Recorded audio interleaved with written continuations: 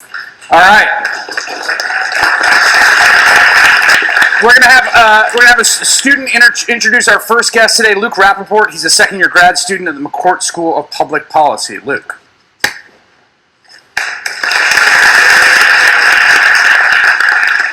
Hello, my name is Luke Rappaport, and I'm a second-year master's student at the McCourt School studying energy policy.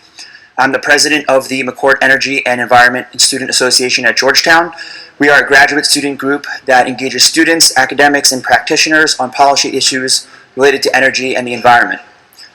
I am honored to introduce Senator Michael Bennet, our first participant of the day, to the stage.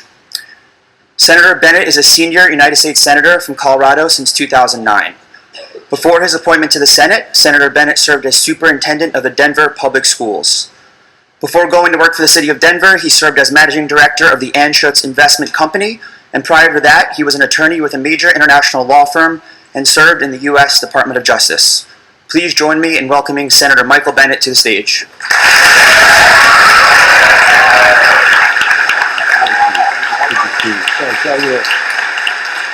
How are you doing, Senator? How are you? Good to have you. Have a seat. Thank you. It's good to be here. Good morning, everybody.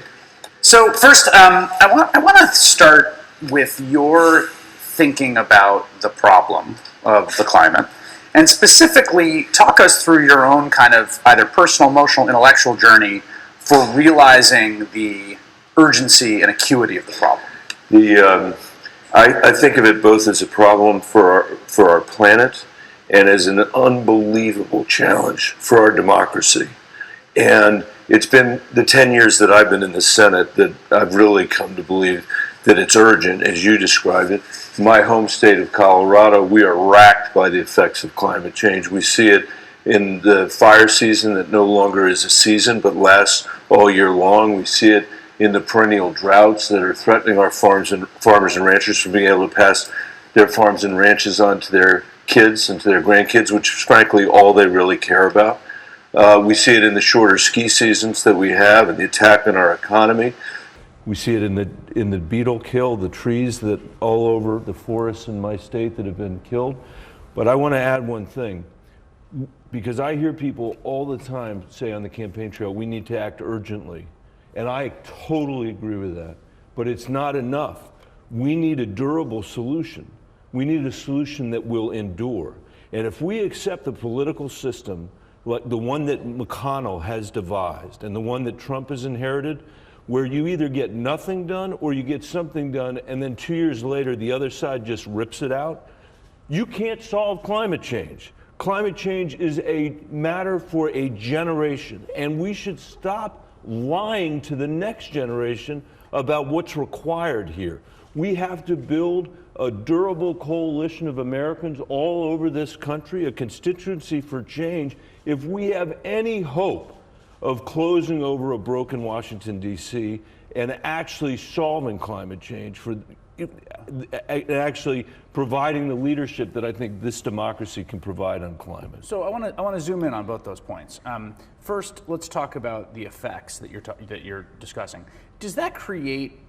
It's striking to me that you're starting to see actual lobbying. Like you've got crab fishermen in California who are part of a lawsuit, right, against a big oil. Right. Do you get, just as a senator, right, who's got constituents who say, look, this is, are the ski folks of Colorado coming to you? Absolutely. They see it as a threat. Absolutely. There's an incredible group of sportsmen and women called Protect Our Winners, POW. And oh, really? Protect Our Winners? Protect Our Winners, POW. They're some of the most amazing climate advocates in the country. And for them, it's not just about, it's not some metaphysical idea out there. It is their avocation, it is their vocation, it is their livelihood, it is their culture. It's everything, it's their lives. And they are incredible advocates. And the others that you talk about, this is how a democracy is supposed to work. It is Americans coming together in a coalition. It's an unusual coalition. That's how you create durability, I think. And what we can't ever do again is lose an economic argument to a climate denier, which is what happened the last time. There should never be another climate denier in the White House. Donald Trump should be the last climate denier we ever see. On moral terms, yes, but on political terms, he should never have won that economic argument, and he did, and we can't put ourselves in that position again. So when you talk about the politics, and we're talking about like why are we here at this part, what is your understanding? You talk about sort of McConnellism, right? The way that the Senate is currently ruled, Right. Which is the underlying context for all of this. What is your understanding of how that's contributed to stopping action on climate? Waxman-Markey was there when you first entered the Senate, and how do you fix that? I think fundamentally, he and Trump and the Koch brothers and others, but those guys principally, have prosecuted a political argument, and they've succeeded at it for the moment, that says that Democrats and environmentalists and climate change people are anti-jobs, that we're anti-worker, and that we're anti-infrastructure. And I don't happen to think any of those things are true, but I do think that they have been successful in making the argument, which has been made it hard for us to win seats in unusual states, that we have to win if we're going to overcome them. My perspective is a little different from the other people in this race because I've won 2 tough elections in the swing state of Colorado. That's a purple state. And I know for us to be able to overcome McConnellism, we're going to have to win in Colorado. We're going to have to win in Iowa. We're going to have to win in Arizona and New Hampshire and North Carolina. There's not a shortcut. That's what we're going to have to do. And my view is, I'm with Greta on this. It can be no compromise on the science. None. No compromise on the science. But we have to produce a set of policy choices for the American people that can allow us to win these races and build, as I said earlier, an enduring constituency to support the work that has to be done. So let's talk about the science. What is your understanding, as you think about the problem, of what basically the IPCC's latest findings mean for the planet and what U.S. action has to do? I think that we have a huge, unbelievably urgent existential problem on our hands. And we have lots of problems on our hands, and this generation of Americans has a lot to be really angry at us about.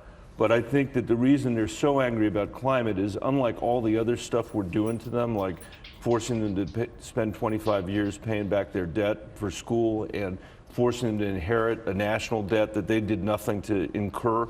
On climate, the reason it's different is they're paying attention to the science, and what they're saying is, if we don't begin to address it, if we don't get our heads out of whatever it is where our heads are, that there may not be anything left for them to do because they're looking at the science. And I agree with that. I mean, I think that what the IPCC report makes clear is that, we've got to limit warming to 1.5 degrees of Celsius.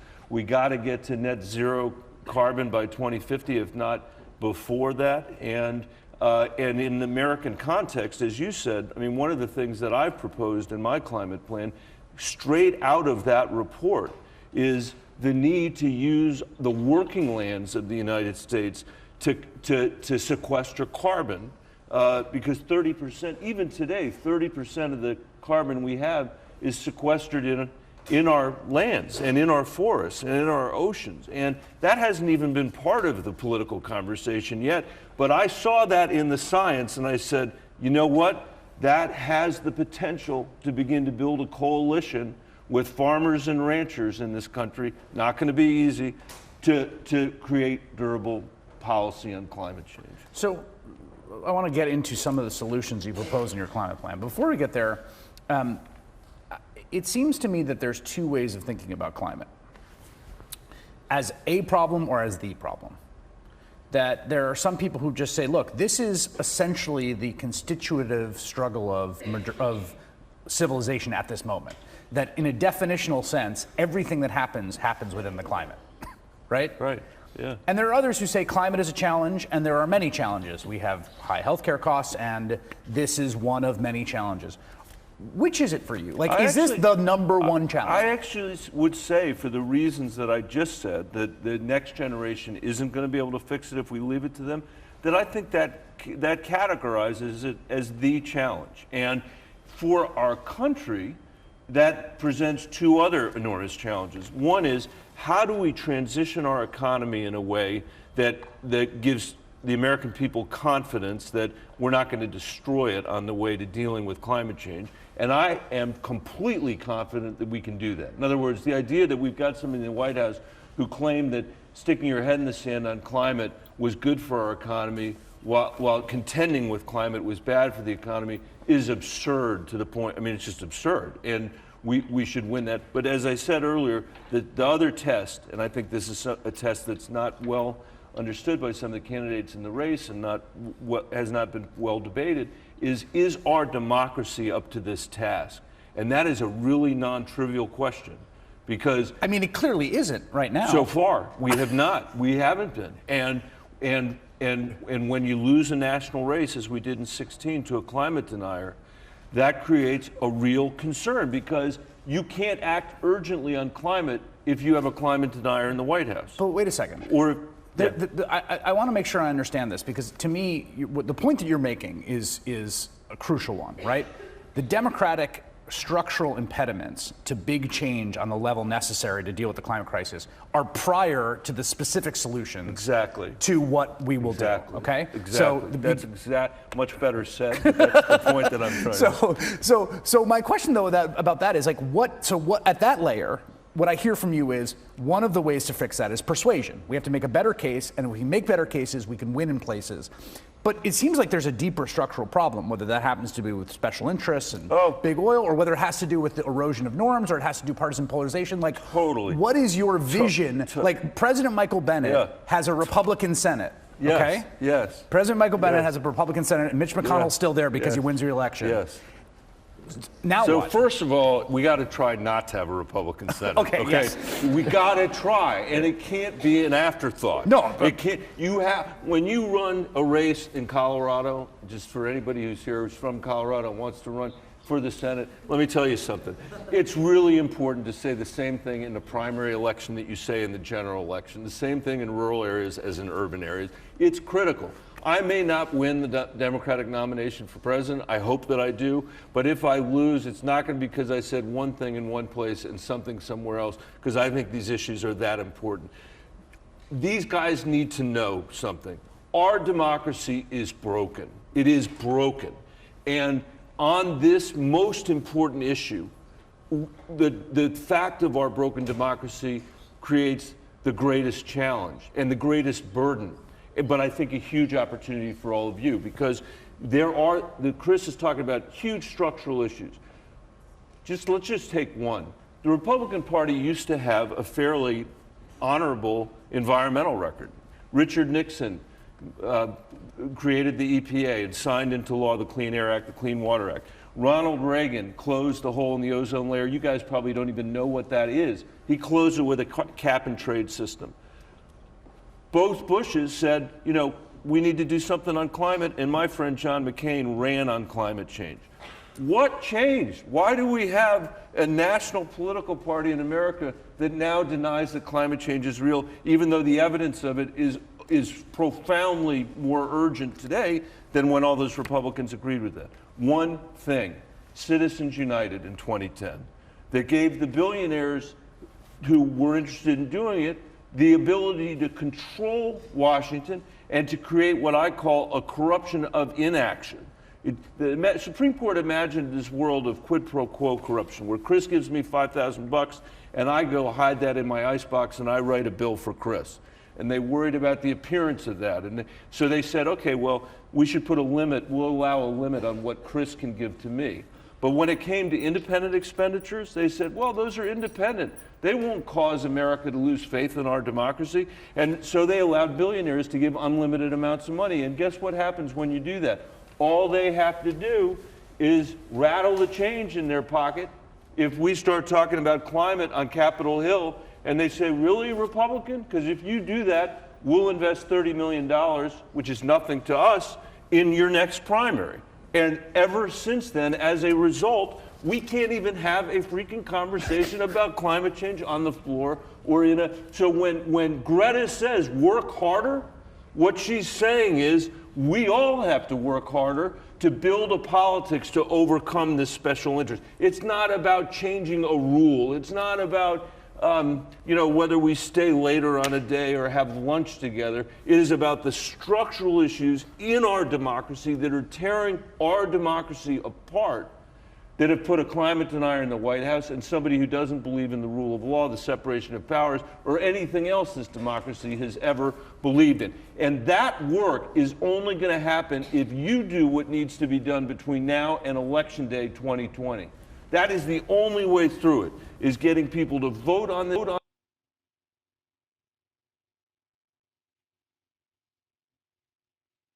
They know better than that. So if that's So that's my theory. yeah, that's your theory.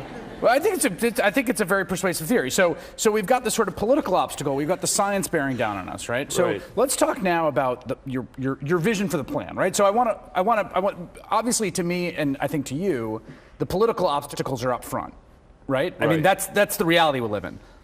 Push them aside for a second, Yes. and I want to talk about what you've envisioned, if you did have the legislative room to run, if you were the president of the United States, what the solutions would look like, and then we're going to come back around to what you can do with and without Congress. So if that makes sense. what I've put out there is a plan that says, and in some ways it's the same as other plans, in some ways it's different. It's a plan that says we'll invest $1 trillion of public money to develop clean technologies, to leverage another $10 trillion of private sector resources. It talks about using the federal government to help people in this country export those technologies so that we are leading the world, not China, on renewable energies. It talks about creating 10 million clean energy jobs over the next 10 years, reducing by 50% the emissions from our built environment, 50% the emissions of our transportation environment, our transportation sector by 2030, both of which are critical for us to get this job done. Importantly, it engages every American in something called Climate X. So I say, look, every American should be able to buy 100% renewable energy if they want to buy 100% renewable energy, and every single provider of electrons should therefore be required to provide that. Every single car manufacturer, I say, should provide an electronic vehicle. And for people that are living in poverty, you know, what we historically have done is said to them, listen, we'll subsidize your home heating oil, which doesn't exactly help on the climate stuff. No. What would be a better idea would be to subsidize their retrofitting of their apartments and their houses to be able to make them more energy efficient. The big place where there's a difference here, or a distinction, is on this issue of conservation. The idea that, you know, that what the international folks tell us is that we need 30% of our planet to be able to sequester the carbon we need to sequester in order to meet the scientific goals that we have. And so I've said, look, as the United States, let's lead on that question. You know, let's build a coalition of conservation folks and farmers and ranchers and other people that are concerned about our water and our land, and frankly get to a point where we're actually paying people to sequester carbon in their soil. And I started that work already as a member of the Agriculture Committee in the last Farm Bill. It's not easy to do because, you know, the political fault lines are kind of drawn in a certain way. But it's my belief that those fault lines are drawn to benefit McConnell's politics, Trump's politics, and the Koch brothers' politics. So you talk about this conservation idea, which is interesting, comes from the IPCC report, Right. mandating 30% conservation, right? It would be a federal mandate, right? I mean, you would have to figure out, the federal government would figure out where the land is, but it'd be a combination of things. So you're setting aside the land, but you're also incentivizing people that are working the land to engage in practices. I mean, we've done this historically for soil conservation, engaging practices that will keep carbon in the soil. As I mentioned earlier, even without it, even without paying attention to it, our working lands are sequestering 30% of the carbon that we put up in the atmosphere. So there's a real opportunity there. Also, forests, you know, are a very important thing for us to do to help with all this. So I just see it as an opportunity to broaden the conversation and make it hopefully more stable. you've got one way to think about all this, right, is sort of carrots and sticks, right? So there's investment on one side, right? You want to create the conditions for alternatives, and I think the Climate X idea is an interesting way of mandating gently, right? So you're telling the utilities that you have to, but it's still opt-in, right? So the mandate comes to the utility. The utility has to provide this. The customer makes the choice. My question to you is, there is not a carbon fee in here. You're right. Is there enough of sticks to get things to where they have to be? I think. Look, I support putting a price on carbon. I do, and I think that it is a very efficient way for us to deal with this. But I don't think it's the only way for us to deal with this, and I don't think it's going to happen in the near term, which is why most of the candidates haven't put it in there. It's because there's opposition from both sides. Frankly, there's a concern, the obvious concern from the right. And then there's now a sort of concern from the left about whether that's going to burden, people that are already stretched in this economy. Congratulations, poor person, your energy just went up. Now, I think we could design it in a way that didn't do that. And I believe over time we can convince people of that. But I didn't put it in there because I don't want to I believe the problem is so urgent that if we could invest $10 trillion over the next 8 years or decade in this, we should do it, whether we've done the price on carbon or whether we haven't. I want to quickly talk about another idea that you have in here called a climate bank, which I thought is interesting, which seems to me like both it could be promising or just like completely corrupt, depending on how it was run. That's true. That is true. Guess what? It's all in the implementation. Yes, that's right. You are totally right. And that's what is the climate bank? If we had a longer conversation, we'd be able to. The climate plan is the mechanism for being able to invest that money that I talked about so that we can drive the clean energy economy here in the United States and lead the world in terms of climate energy economies. If you look at our companies in the United States and you ask which ones are actually paying a decent salary, which ones are actually have decent benefits like healthcare and other stuff, they tend to be companies that are exporting. And I think there's a real opportunity here for us to create an entirely new industry that is exporting and also paying people a decent wage and decent benefits, which, by the way, that goes to another issue here in terms of how do we build this coalition. There's a lot of skepticism among parts of organized labor that the jobs that are going to replace the existing fossil fuel jobs aren't going to be as high paying, aren't be as good. That's a reasonable skepticism for people to have, and we can't just ignore it. We have to engage with them and develop policies that make sure that, for example, every single wind project in Illinois, every single one of them has been built by union labor. That's not been true in Colorado, and it's not been true in lots of other states, but it sure would be better if we did that across the country than if we didn't. And I think it would move us to that more urgent solution fast. There is, I noticed, a sort of Davis-Bacon prevailing wage stipulation in your plan. That's the reason why. So, thank you for reading my plan. It's my job. I know, but it feels like that's a lot of plans that you're going to have to read.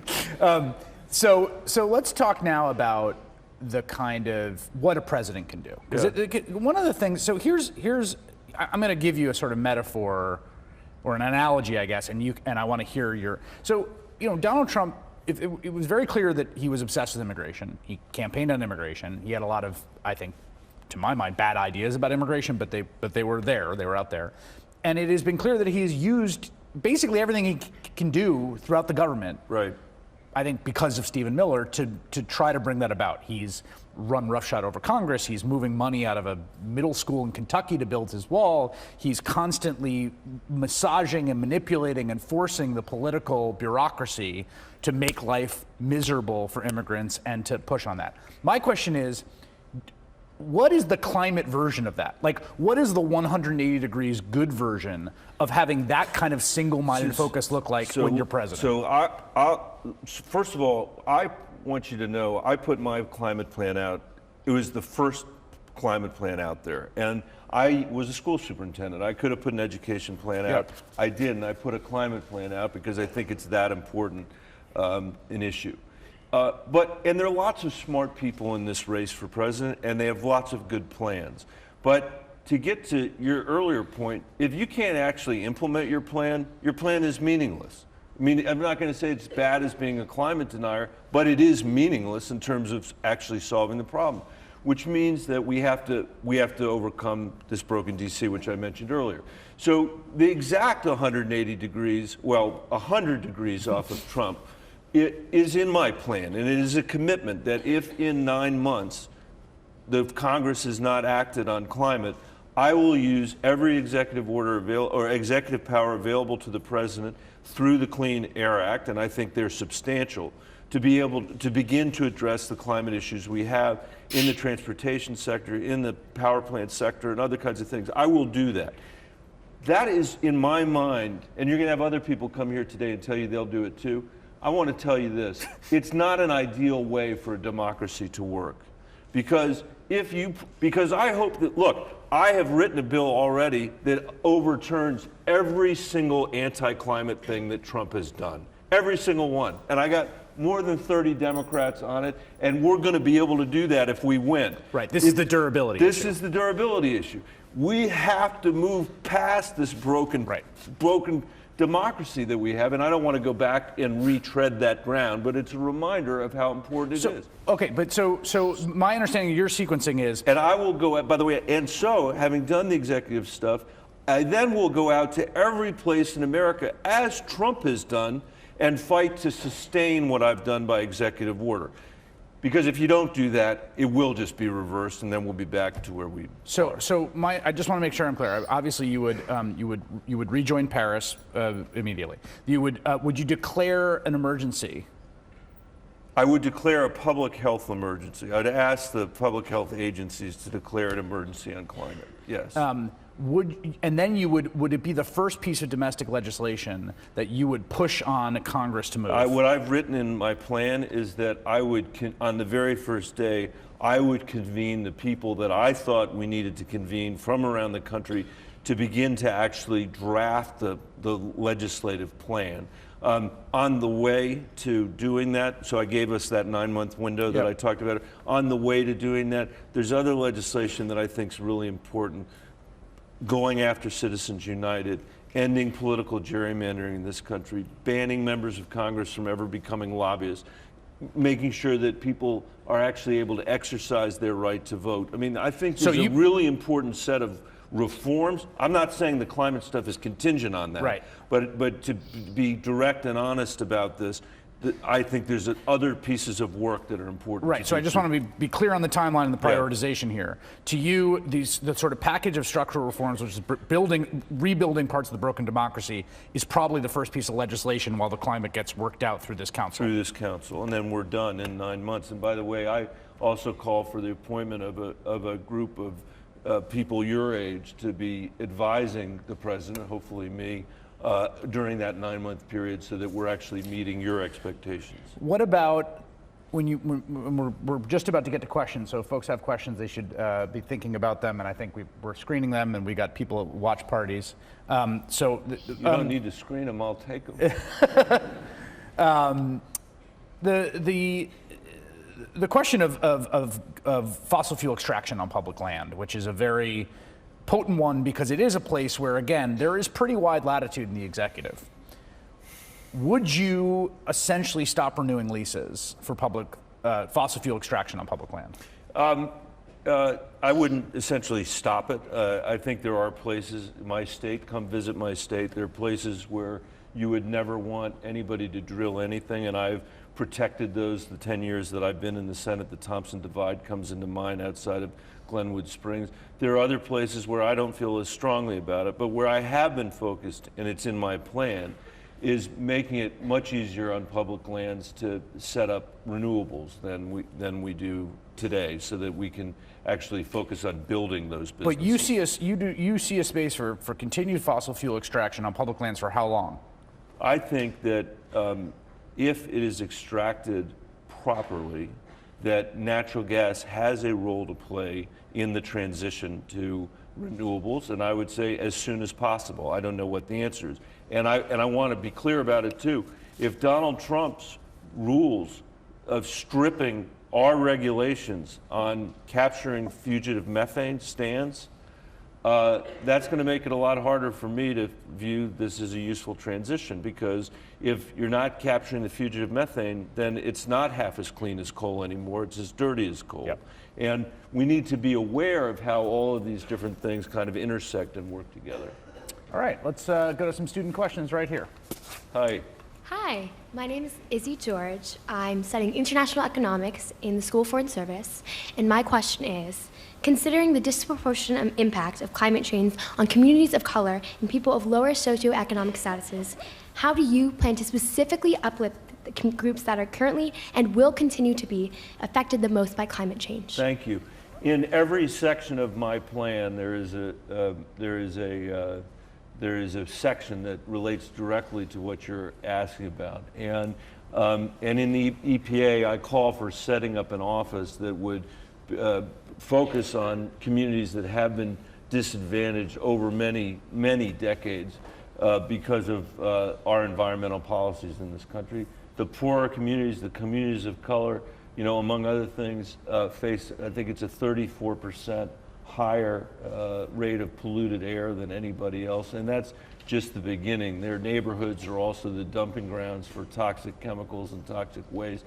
And so what I call for is using some of that investment through the Green Bank and other things to make sure that those communities are engaged in this new energy economy, and to make sure that we are providing credits to people or other subsidies who are living in low-income housing in America, so they can retrofit their communities and their houses as well and be part of this as well. Which, by the way, is another important point in all this. This is not about somebody writing a plan in a test tube in Washington, D.C. that will never actually succeed.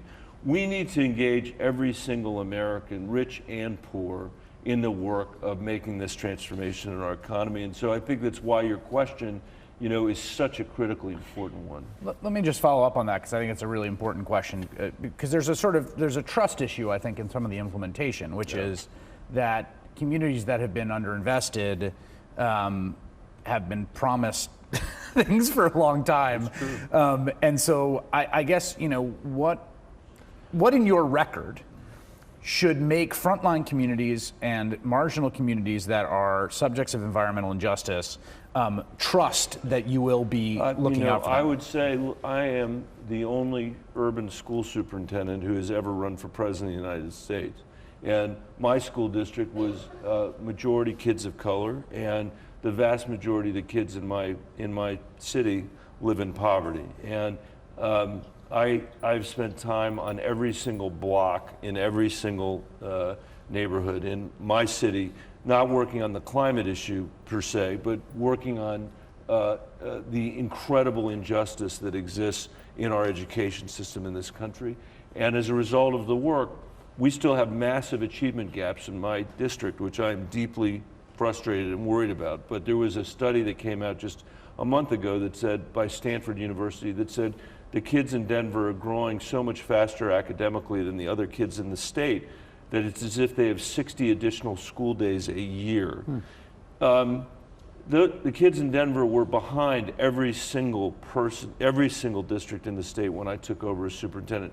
Now, I'm not saying that's perfect, but I am saying that I believe that I came face to face with the kind of communities that you're talking about in a very meaningful, close quarter way that's different than what the other candidates in this race have in terms of experience, and I would apply that to the climate issue. You have to earn everybody's trust. You're right. I mean, one thing that I think we seem to be forging a little bit of a consensus on here is that implementation matters a lot. Plans matter less. With all respect to myself and Chris, the cable matters less. What you actually do on the ground in the communities that are affected is what really counts for something. By the way, whether you're talking about the communities you and I are just talking about now, or coal communities in this country that have, a set of related concerns that we need to address. Yeah, and there's a similar trust issue there. Next student question. Hello, sir. My name is Carl Rode. I'm from George Washington University's Graduate School of Political Management. My question is, I've looked through your Climate X option and climate change proposal and noted that there isn't anything explicit when it comes to public transportation initiatives, even though the Department of Transportation notes that public transit has massively reduced greenhouse gas emissions overall. Will you address this need as president? I will, and I will go back and see if it was an oversight, but I certainly believe in public transportation. I believe in public transit. I was involved in the building of the light rail system that we have in Denver, where we have eclipsed every single promise that we made about transit-oriented development and ridership and other kinds of things in congestion. So I will keep after it, and I appreciate very much the question. And thank you very much for traveling from that foreign country to Georgia. All right, I think we have a question from USC. We've got some folks at USC. Let's take a question from them. Cool. Hi, my name is Jessica Doherty, and I'm a senior. I'm a senior at USC Annenberg in journalism, and you've mentioned a lot of domestic approaches to the climate change issue this morning, and I'm wondering more about your international approach. Would you have the U.S. rejoin the UN Paris Agreement, and if so, do you think there are any policies that it lacks that you would hope to implement? Great question. The question was, would I rejoin Paris, and is there anything that it lacks? That Paris lacks, yeah. Yeah, I mean, I think that we should be, based on the UN report, the 2% or the 2 degrees Celsius, you know, is too high a target. We should be at 1.5, and that is a change. I'd say also internationally, there's some other things that we need to pay attention to. One is the crazy effect of Donald Trump's insane trade war on this issue, because we are now in a world where Brazil is chopping down the rainforest in part to plant soybeans, to sell those soybeans to China, when we were supplying China with those soybeans, and we don't have a tropical rainforest here to chop down. We would be a heck of a lot better off from a climate perspective if we weren't engaged in that trade war and we were recapturing that supply chain for our soybeans, that market for our soybeans, so that, you know, Brazil wasn't doing what it's doing. I'm not saying it's only because of that, but that's part of what's going on here. And the other thing I'd say is there is a huge opportunity internationally for reforestation. When you think about the damage that's being done to forests all over the world, the wood is getting harvested and being sold to China for nothing. And for us to decide, you know what, we're actually going to go out there and pay local communities not to chop down the forest, right, but to protect the forest. I mean, I haven't done the math on that. Somebody here should do the math on that, but I guarantee you that it would be one of the cheapest investments that we could make to sequester carbon around the globe. And so I think that's another important international component.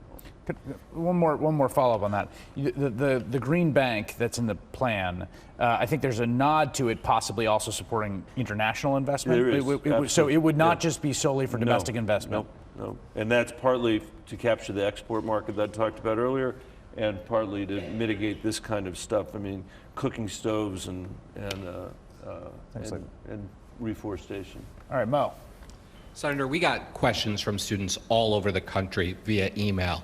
One of them came from Zena Precht Rodriguez, who is a student affiliated with the Sunrise Movement out of New York City. And Zena writes, Senator Bennet, in 2011, Hurricane Sandy flooded my city's subway system and brought down our electric system. We missed classes for over a week, and many of my friends were displaced from their schools. She goes on to say, it's been 7 years since Sandy, and we're getting closer and closer to the brink of ecological and societal collapse. And unless we end the filibuster, it'll be impossible to pass bold climate action through Congress. Why do you oppose eliminating the filibuster when my generation's future is the cost of inaction? It's a great question. It goes back to the discussion we were having earlier, and I don't want to repeat that, but I will say that for all of you that are in this debate about the filibuster or not, let's be very clear about one thing. A basic threshold question is, do Democrats have a majority in the Senate?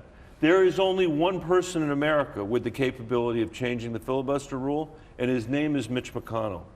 And until we have the ability to make that decision, I'm not even sure why we're having the debate. I know why we're having the debate, but I don't want it to distract us from the work that we need to do, Wait a second. which is winning these races. But here's why we're having the debate. Just to sort of defend the question. The reason we're having the debate is because if the 60 vote threshold is the threshold, then the marginal improvement of the majority seems much less, which is to say, if you're saying, I need to go motivate people out there to go work in every Senate race so they can elect a Democratic Senate, and that majority is 51-52, the value of the 51-52 is greatly diminished that you're asking people to work for if it just is like, well, sorry, we can't get 60 votes, so no climate change well, for you can't. Yeah, that assumes a world where where you never have anybody on the other side who's anything but a climate denier.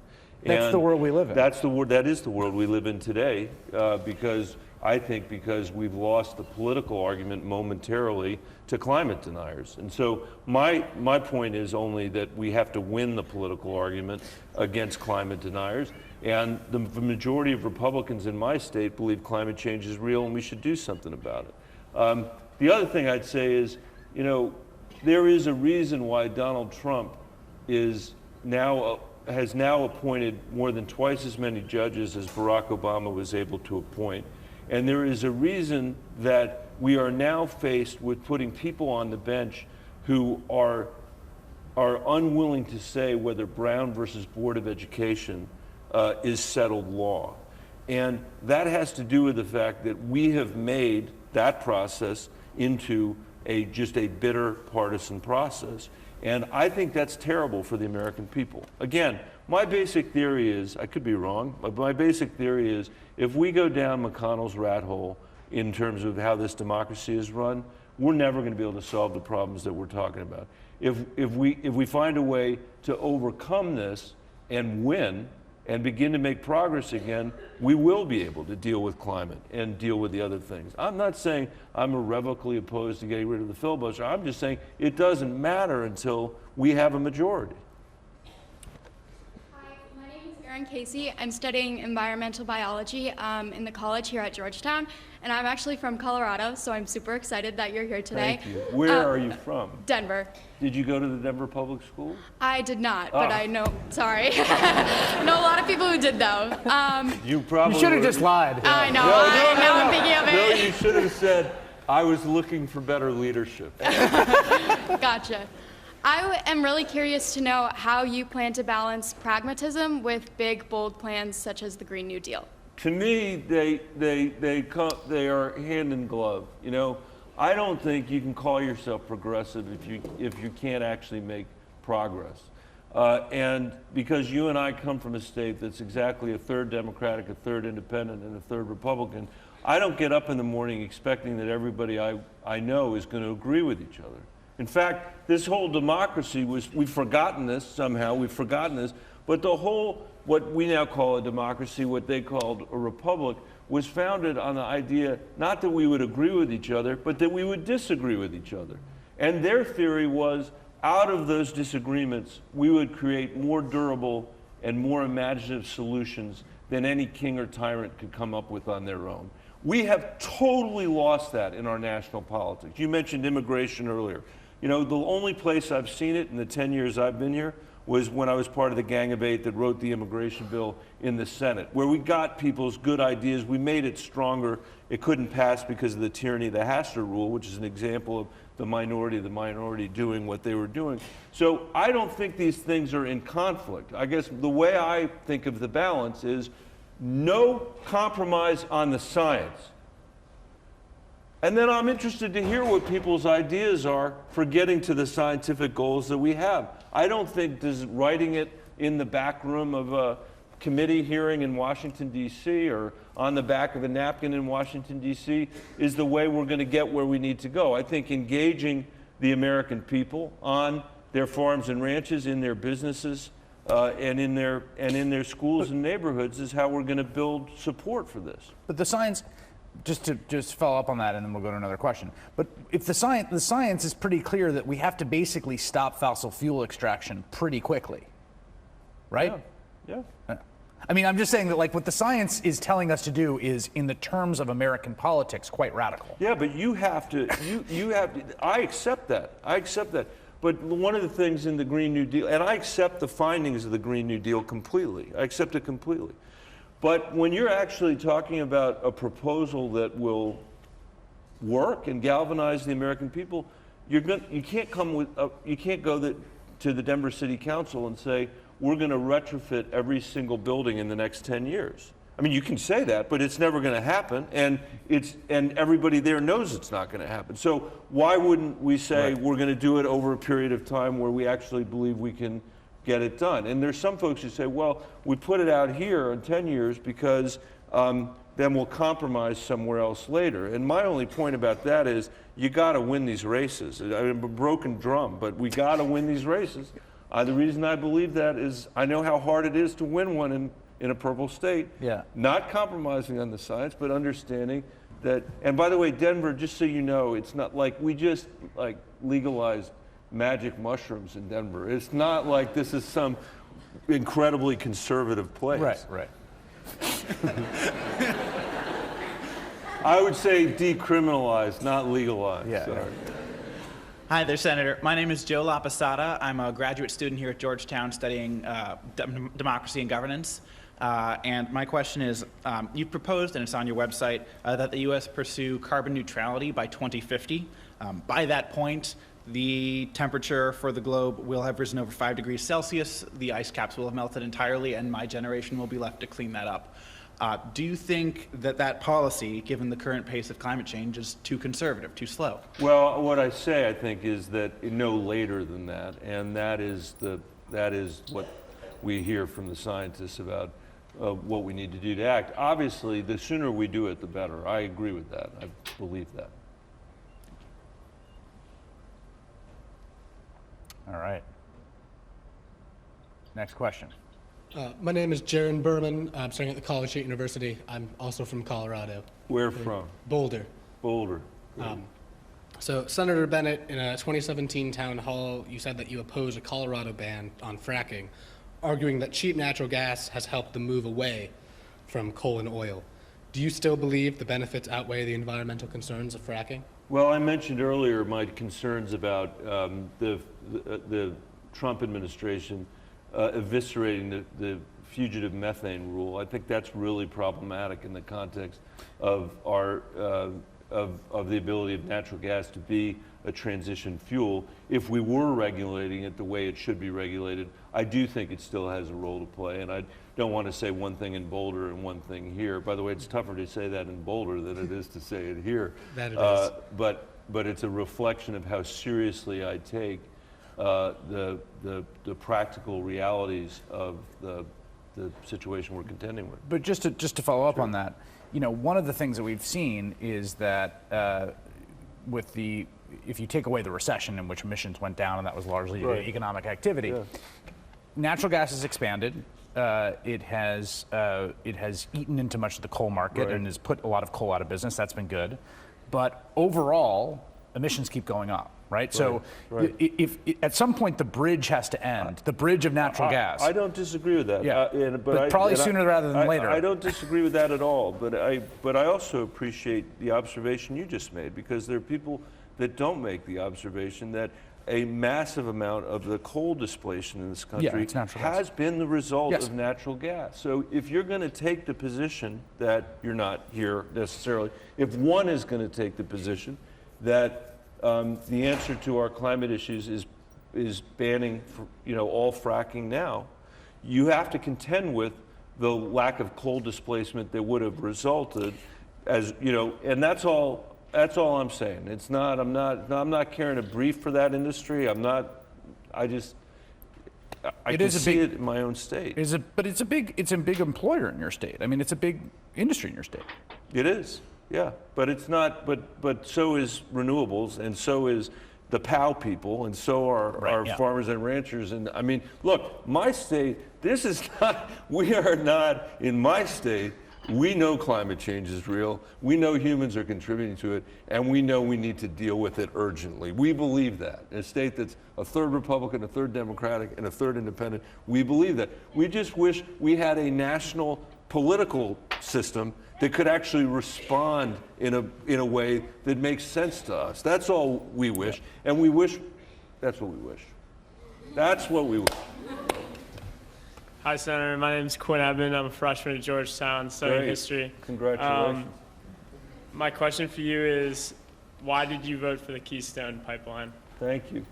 I really appreciate the question. And the reason was that I thought that Mitch McConnell was very effectively weaponizing it as a tool in this debate to turn us into the party that's anti-jobs and anti-infrastructure, and to turn climate, people that want to deal with climate into people that want to destroy our economy. And I think there's a lot of evidence that he succeeded at doing that. There's a reason why McConnell was the one who kept putting the Keystone Pipeline on the floor of the Senate, not the Democrats. And that's something that I have said, and I will say it again. I would never want anybody in this room, or my own kids, or anybody I know, to be as malevolent and as cynical as Mitch McConnell. But I do believe it is long past time for us to be as strategic as Mitch McConnell, and I don't believe we were during the course of that debate. I realize I'm a minority in that position, but that's what I believe. Wait, but I wrote a chapter about it in my book. If you're really bored, you can read it. Just to draw that out, I mean, so what I'm hearing from you is that the politics of it were awful, and it wasn't, and it was not, there was no strategic upside in a no vote. It didn't matter for me. I mean, I wasn't thinking about it personally for me. I didn't want him tarring our movement with the idea that we were anti-jobs and anti-infrastructure and anti-whatever. Somebody once said to me, Michael, they'd agreed with me. They were, somebody who's a very, very prominent environmentalist in my state that I admire tremendously. And we had a conversation about it, and he agreed that it was symbolic, but that the symbolism was really important for galvanizing people around this issue. And he later wrote me and by the way, I realize I'm on the losing argument here, so I'm not trying to persuade anybody, but I'm just trying to make you understand. Yeah. And I'm not persuaded, but continue. I understand. I'm just kidding. I'm just joking. That was a joke. Like when he said earlier, let me be clear, what he meant was, you are not being clear. But he wrote me a note, and he said, and I write this in my book, he said, what would Michael have, first of all, who gets to pick the symbols? The movement or the politicians? I think that's a great question. And probably the answer is a little bit of both, and whoever shows up, and that's probably right. And then the next question was, what would Michael have said about the lunch counters during the civil rights movement? To which I said, exactly, because the lunch counters brought the North into the civil rights movement. It wasn't just about galvanizing the people who were already, with us.